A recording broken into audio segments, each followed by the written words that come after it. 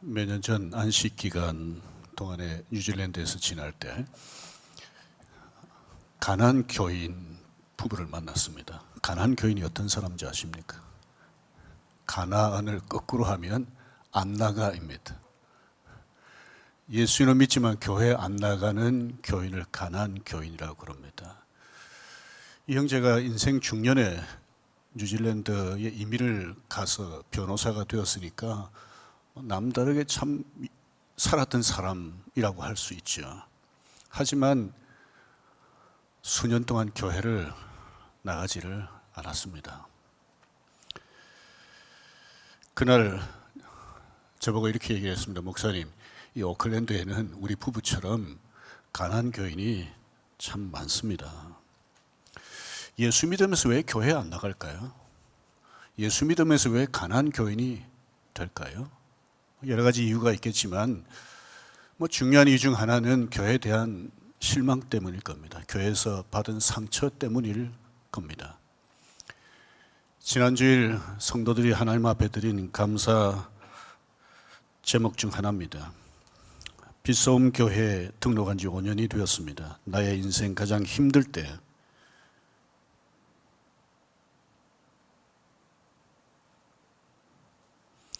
이곳으로 이끌어 주셨고 이곳에서 주님을 다시 만나고 모든 것을 회복시켜 주셨습니다. 교회에서 상처 받은 뒤에 이 성도처럼 또 새로운 교회에서 상처가 치유되고 회복될 수 있습니다. 그렇지만 어떤 성도들은 가난 교인이 되어버립니다. 더 심하면 아예 신앙을 떠나기도 하고요. 우리나라에도 가난 교인들이 적지 않습니다. 최근에 어떤 목사님의 이야기를 보니까 이분은 가난 교인들을 위해서 섬기기로 작정을 했는데 가난 교인들을 위해서 교회를 10개나 만들었다고 그래요. 그중에 5교회는 또 없어져 버리고. 그러니까 가난 교인이 안정적으로 신앙생활을 한다는 게 참 쉽지를 않습니다. 참 마음 아픈 일이죠. 한국교회 신뢰도 조사를 한 것이 있는데 한번 보십시다. 2020년도에는 한국인의 그 교회에 대한 신뢰도가 31.8%였는데 21년에는 20.9%, 22년에는 18.1%였습니다. 이 신뢰도 조사에서 뭘 좀 알 수 있습니까? 우리나라 사람들이 교회에 대한 신뢰를 점점 안 하고 있다는 거죠. 신뢰도가 지금 낮아지고 있다는 거죠. 지상 최초 교회였던 예루살렘 교회는 그 시대 사람들에게 어떤 평가를 받았을까? 2장 47절 말씀 같이 보십시다. 하나님을 찬미하며 또 온 백성에게 칭송을 받으니 주께서 구원받는 사람을 날마다 더하게 하시니라. 이 구절에서 확 띄는 부분이 뭡니까? 두 가지로 말하면 하나는 날마다 믿는 사람들을 더하게 하셨다. 하나님이 예루살렘 교회를 참 좋아하셨다는 뜻 아니겠습니까? 또 하나가 뭐죠? 온 백성에게 칭송을 받았다. 예루살렘 사람들에게 신뢰를 얻었다는 거죠. 예루살렘 교회가 그 당시에 신뢰도 조사를 했다면 아마 100% 정도 받았을지 모르겠습니다. 크게 성공했지만 사람들에게 존경받지 못하는 이들이 있지 않습니까? 반면에 크게 성공하지는 못했어도 존경받는 사람들이 있습니다. 교회도 이와 비슷할 수 있죠. 교회는 굉장히 부흥했는데 세상 사람들에게 손가락질 당하는 교회가 있습니다. 교회가 크게 성장하지는 못했어도 세상 사람들에게 신뢰받는 교회들도 있지 않습니까? 우리 교회는 어떤 교회가 되면 좋겠습니까? 우리 교회는 크게 성장하면 좋겠죠. 그런데 성장하기를 바라는 데서 다 성장하는 것은 아니잖아요. 우리 교회가 크게 성장하지는 못한다 하더라도 상처받은 그리스도인들이 와서 상처가 치유되고 회복될 수 있다면 또 이런 교회라면 여기서 마음 놓고 신앙생활 할 수 있지 않을까 하는 그런 교회가 될 수 있다면 얼마나 좋겠습니까?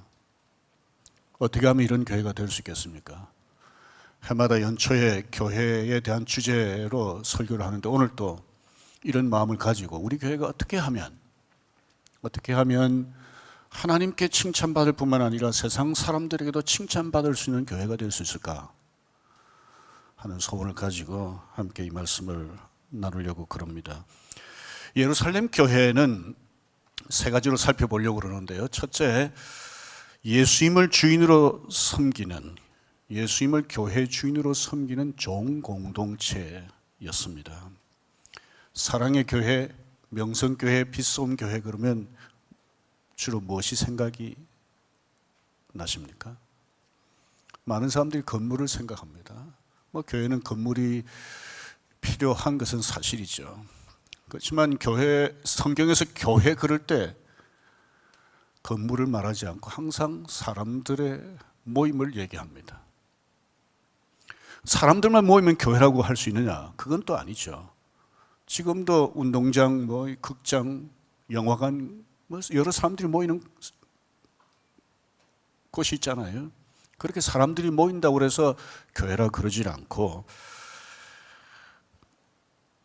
하나님이 원하시는 사람들이 모일 때 그걸 교회라고 그럽니다. 하나님이 원하시는 사람이 어떤 사람들인가 보십시다.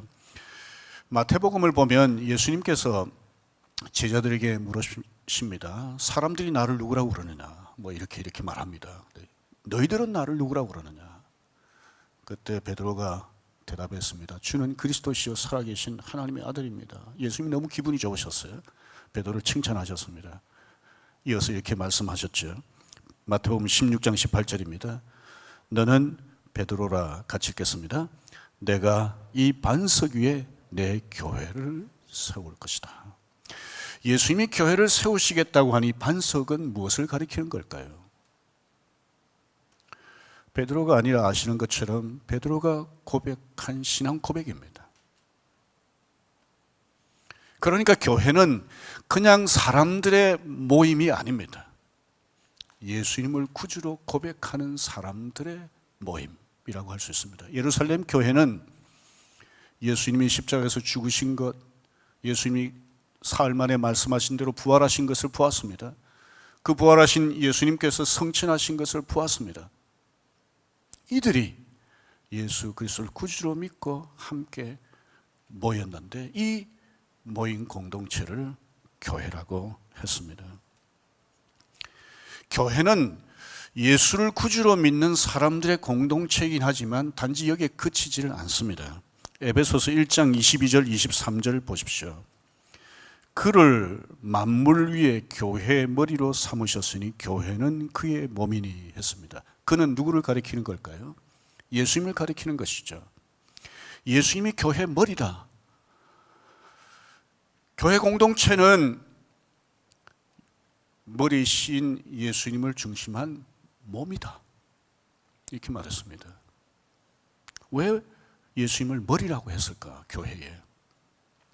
사람들은 주로 어떻게 말하고 움직이고 합니까? 다 머리에 지시를 받아서 움직이고 말하고 그런다고 그러질 않아요.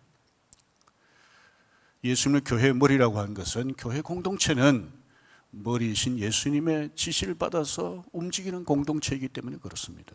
교회는 예수님이 세우셨을 뿐만 아니라 주인이라고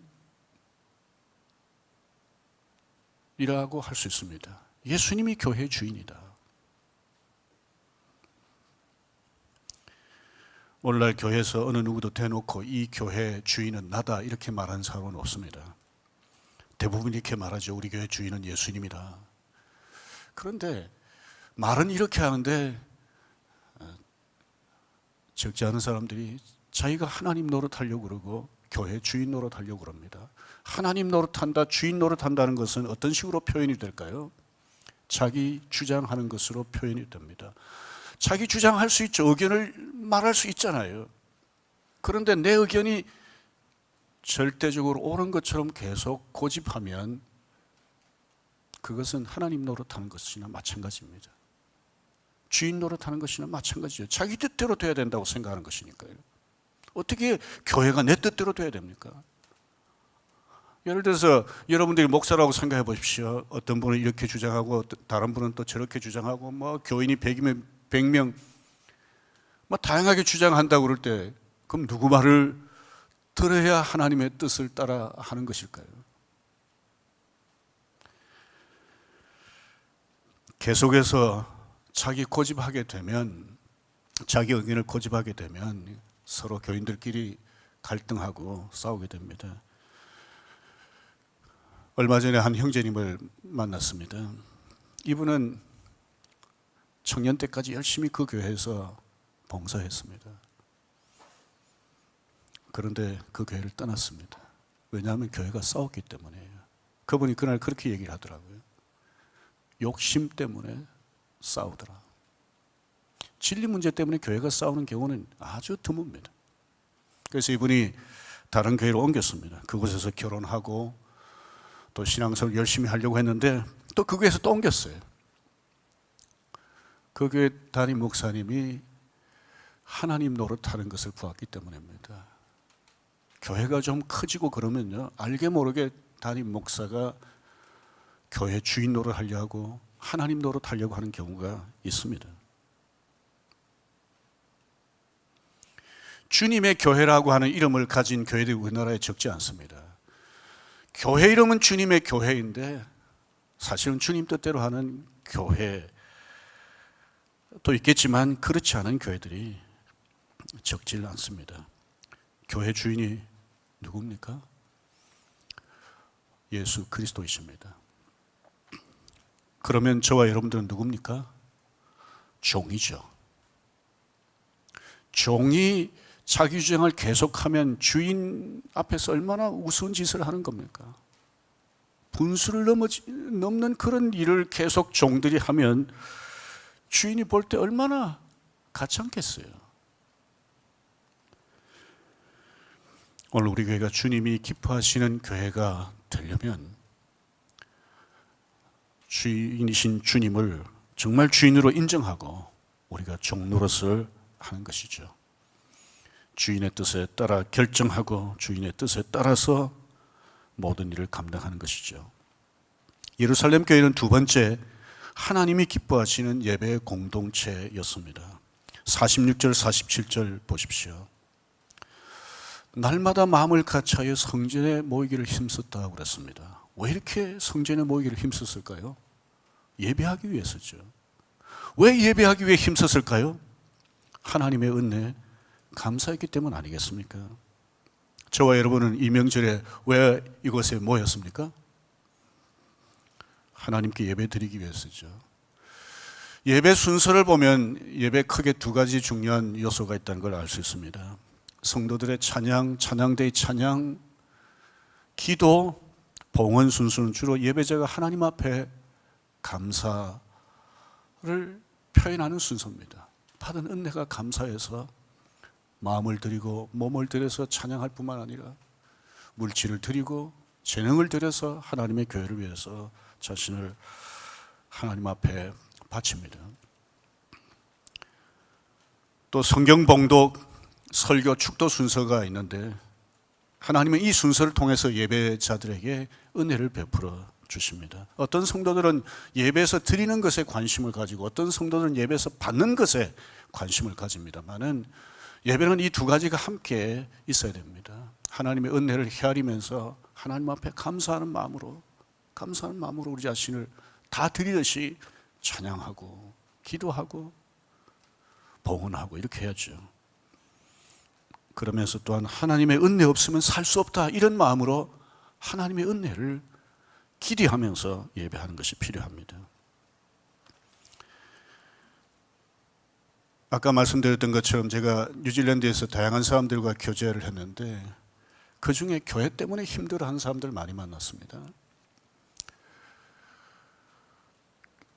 교회 성도들하고 관계가 힘들거나 목사에 대한 불신이 크게 될 경우 예배 시간에 참석하기는 하는데 예배가 잘 안 되는 거예요.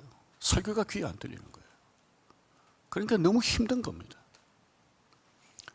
제가 여러 가지로 권면도 좀 했습니다. 그러다가 나중에 안 돼서 이렇게 얘기했어요. 그렇게 잘 안 되면 그냥 다른 교회 가서 신앙생활 하는 게 좋습니다. 그랬더니 이분들이 이 빤한 오클랜드에서 다른 교회 가기도 쉽지 않습니다. 그러면서 나중에는 비스홈 교회가 이 오클랜드에 교육자 한 사람 좀 파송해서 개척교회 하면 안 되겠습니까? 제가 좀 더 젊은 나이였다면 그렇게 했을지 모르겠습니다. 제가 이 교회 사임하고 가서 그분들하고 참 하나님 기뻐하신 교회를 하려고 했을지 모르겠습니다. 너무 안타까웠기 때문에 보기가 참 마음이 아팠습니다. 오늘 예배 시간에 참석했는데 예배가 잘 안 되는 분 계십니까? 예배 시간에 자꾸 졸리는 분 계세요? 다른 시간은 괜찮은데 설교 시간에 자꾸 졸리는 분 계십니까? 왜 그런지 한번 생각해 보셔야 돼요. 몸을 너무 피곤하게 한 건 아닐까? 어젯밤 늦게까지 잠 안 자고 뭐 다른 거 하느라고 뭐 그러면 어쩔 수 없이 뭐 몸 피곤하면 예배 시간에 졸릴 수밖에 없습니다. 그런데 혹시 설교자 때문에 마음이 다쳐서 설교 시간에 졸리는 건 아닌가? 아니면 내가 영적으로 병들었기 때문에 예배가 잘 안 되고 설교가 잘 안 들리는 건 아닌가? 한번 생각해 보셔야 됩니다. 만약 대부분의 성도들이 예배가 잘 안 되고 설교가 귀에 안 들리고 이러면 누구에게 문제가 있다고 봐야 되겠습니까? 목사에게 문제가 있다고 봐야 되겠죠. 성도들과 목사가 이런 상황을 두고 서로 영적으로 씨름하면서 기도하고 하는데도 이게 잘 해결이 안 되면 어떻게 하겠습니까? 교회를 위해서 목사가 떠나는 게 좋겠죠. 대부분의 성도들은 되게 예배를 잘 드리는 것 같은데 설교를 잘 듣는 것 같은데 나는 잘 안 된다 그러면 혹시 나한테 원인이 있는 게 아닌가라고 하는 것을 생각하면서 좀 진지하게 영적인 씨름을 하셔야 됩니다.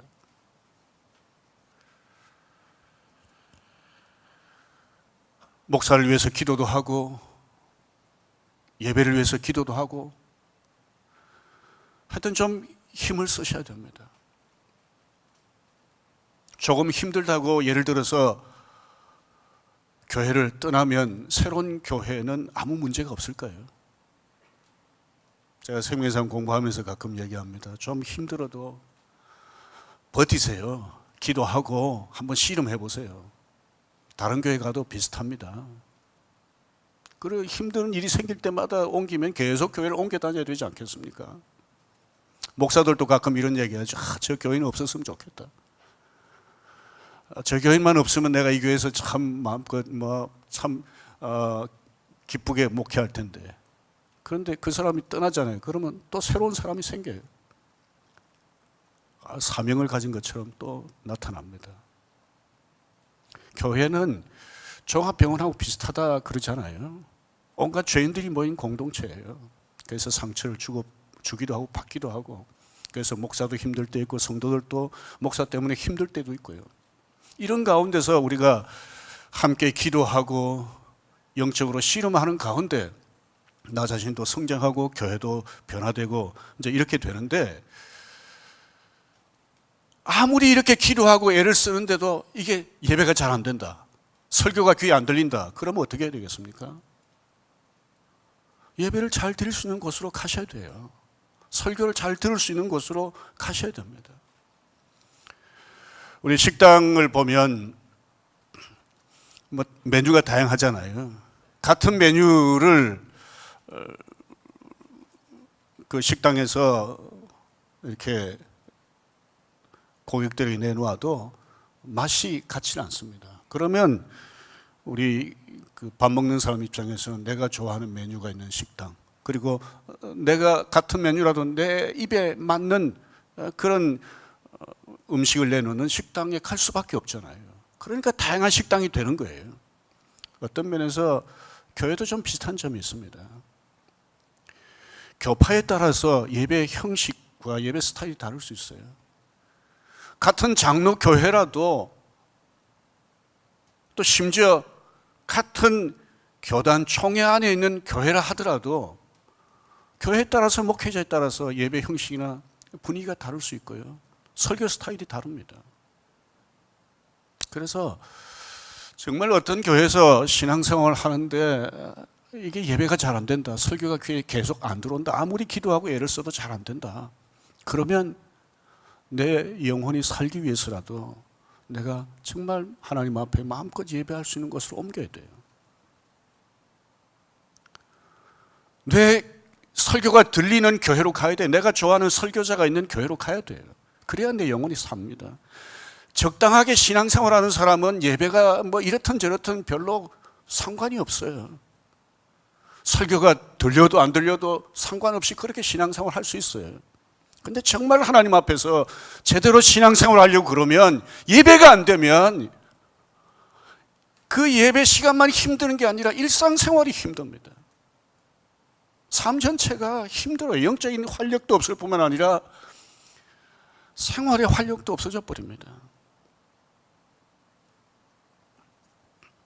그래서 우리가 예배를 잘 드리기 위해서 애를 쓰고 또 기도하고 하셔야 됩니다. 교회 봉사가 매우 중요합니다. 하지만 예배를 잘 드리지 못하면서 교회 봉사하는 것은 나 자신에게도 유익하지 않고 다른 사람들에게도 유익하지 않습니다. 제가 우리 교육자들에게 가끔 그런 얘기를 합니다.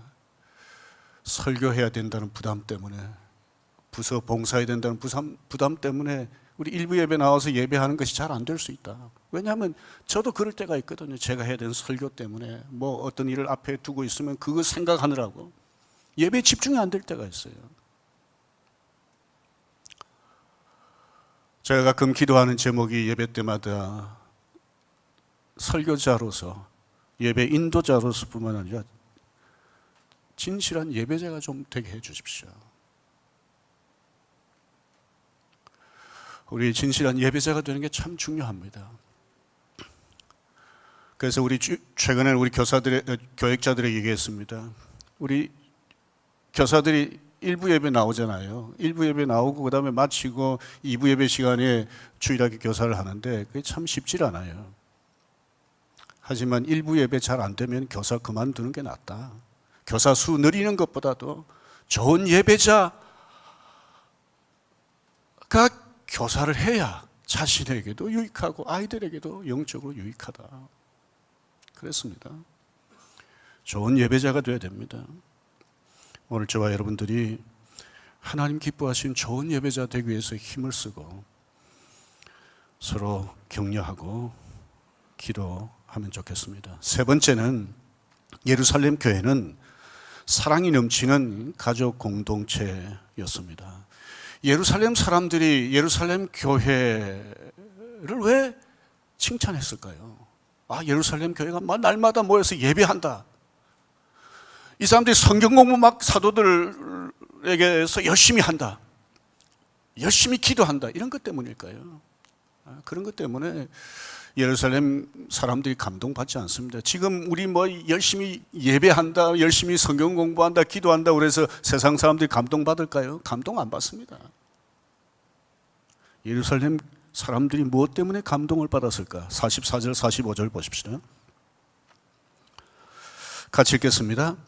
믿는 사람이 다 함께 있어 모든 물건을 서로 통용하고 또 재산과 소유를 팔아 각 사람의 필요를 따라 나눠주고.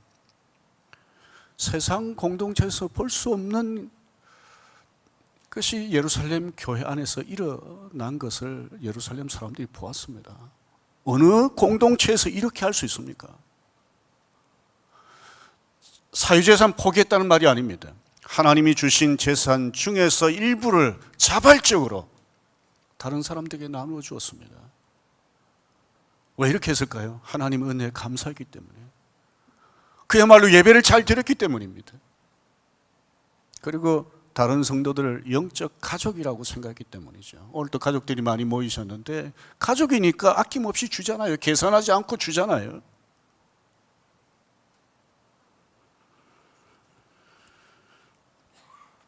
간디의 말입니다.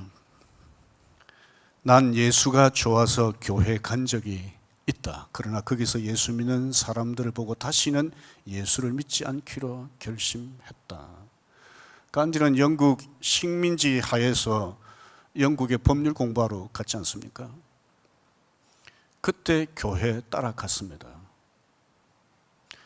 여기 간디가 말은 하진 않았지만 왜 교회 갔다가 실망하고 예수 믿지 않기로 결심을 했을까요?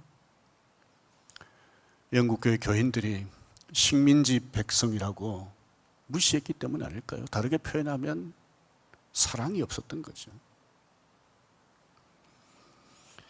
홍등가에서 매춘부로 살던 한 자매가 한 청년과 사랑에 빠졌습니다. 두 사람이 홍등가에서 어렵게 나와서 자매를 알지 못하는 동네에 가서 결혼하고 새로운 삶을 살았습니다. 자매는 주일에 가족이 함께 교회 가는 것을 참 부러워했었는데 결혼하고 나서 이 형제와 함께 교회 가니까 너무 좋았습니다. 특히 지난날 자신의 삶을 돌아보니까 얼마나 하나님 앞에 감사했는지 모릅니다. 열심히 신앙생활을 하면서 교회 안에서도 신뢰를 얻고 또 중요하게 봉사도 하고 그렇게 했습니다. 그런데 그 교회의 어떤 성도가 이 자매의 과거에 대해서 알게 됐어요. 어떻게 알게 된지 모르지만 알게 된 그 자매에 대한 과거를 다른 성도들에게 말하기 시작한 거예요. 얼마 지나지 않아서 교회 안에 쫙 퍼져버렸습니다. 그런데 이 부부만 모르고 있었던 거예요. 그런데 이 부부는 언제부터인가 교인들이 자기들을 보는 시선이 달라졌다는 걸 알게 됐어요. 전하고 다르게 자신들을 피하는 것도 느끼게 되고요. 그러다가 결국 이 부부가 교인들이 자신들의 과거, 특별히 그 자매의 과거에 대해서 아는구나. 그걸 알고 이렇게 대하는구나. 이렇게 생각을 하게 됐어요. 이 부부가 교회에 대해서 절망했습니다. 그리고는 부부가 스스로 목숨을 끊었습니다.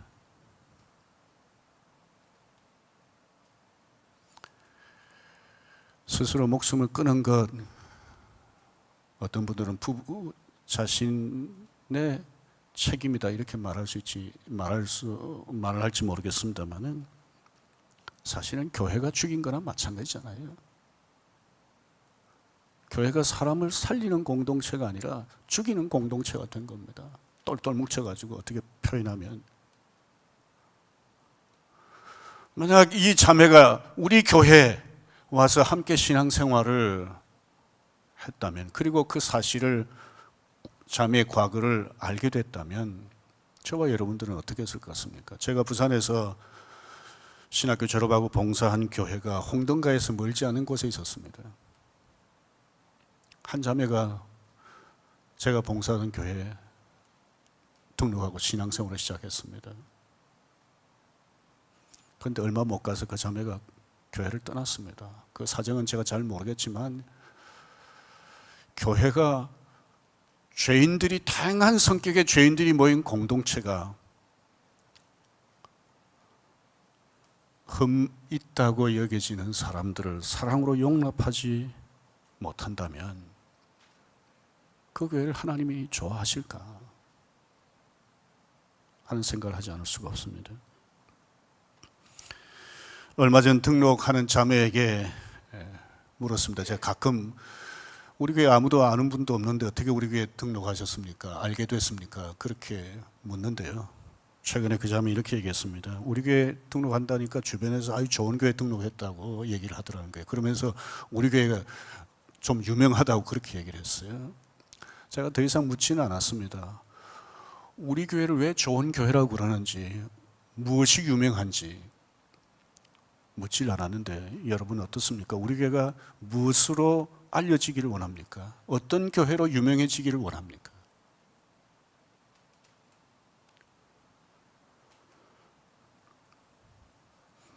교부 터툴리안의 말입니다. 같이 보십시다.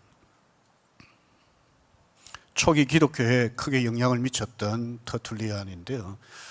같이 한번 읽어보실까요? 당신들은 그리스도인들처럼 사랑하는 사람들을 본 일이 있습니까? 만약에 저와 여러분들이 우리 주변 사람들에게 여러분들은 우리 빛소음 교회 성도들처럼 사랑하는 사람들 본 일이 있습니까? 이렇게 말할 수 있다면 얼마나 좋겠습니까? 여러분, 어떤 성도가 좋은 성도입니까? 성경 많이 아는 성도요? 기도 많이 하는 성도요? 봉사 잘하는 성도요? 예, 뭐 다 중요하고 귀한 일이죠. 그런데 사랑이 없으면 꽝이라고 그랬지 않습니까? 아무것도 아니라고 그랬지 않습니까? 유익하지 않다고 그랬지 않습니까?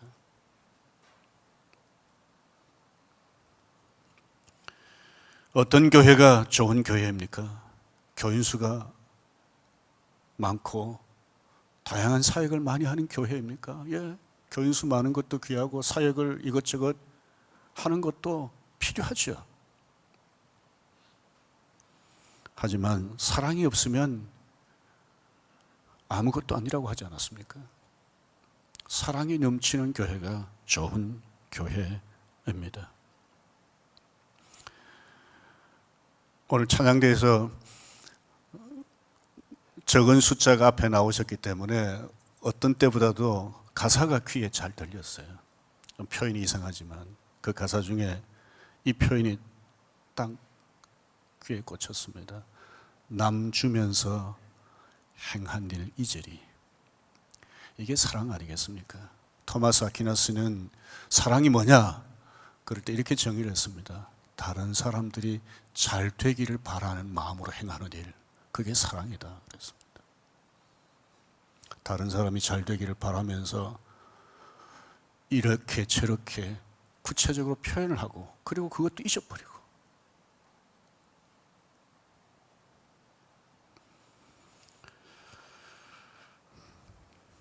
교회는 하나님이 세우지만 우리가 어떻게 하느냐에 따라서 교회가 달라질 수 있습니다.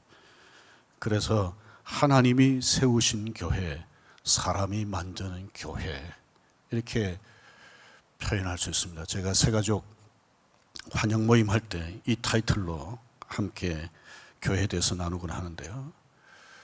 하나님이 이 교회를 세우셨고 우리 교회 주인이십니다마는 저를 비롯해서 우리 교회 중요한 봉사자들, 더 나아가서 성도 한 사람 한 사람이 어떻게 하느냐에 따라서 우리 빗소금 교회가 달라질 수 있습니다. 예루살렘 교회처럼 될 수도 있고 그렇게 되지 않을 수도 있고요.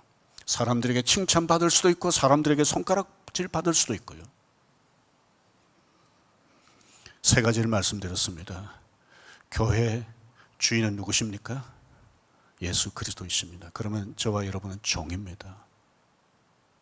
종이라는 걸 잊지 말고 주인을 늘 경외하는 저와 여러분들이 되어야 합니다. 두 번째, 교회는 하나님 기뻐하신 예배 공동체라고 그랬습니다. 예배에 목숨을 걸으라는 표현을 하기도 합니다. 목숨을 걸으라는 표현이 지나친 것 같지만은 예배가 잘 안 되면 껍데기 신앙생활 할 수밖에 없습니다. 이 신앙 행위들은 이것저것 할 수 있지만 그 깊은 곳에서 하나님 주시는 영적인 기쁨이 없습니다. 그래서 예배에 목숨을 걸다시피 예배를 소중하게 여겨야 됩니다. 세 번째는 교회는 사랑의 가족 공동체입니다. 서로 사랑하는 가족 공동체. 제가 요즘 이런저런 생각을 많이 합니다. 제가 올해 안에 은퇴한다 이런 생각을 하면서 내가 가족이라면, 내가 빗소금 교회 공동체의 가족이라면 내가 어떻게 하는 것이 좋을까? 어떻게 해야 되는 걸까?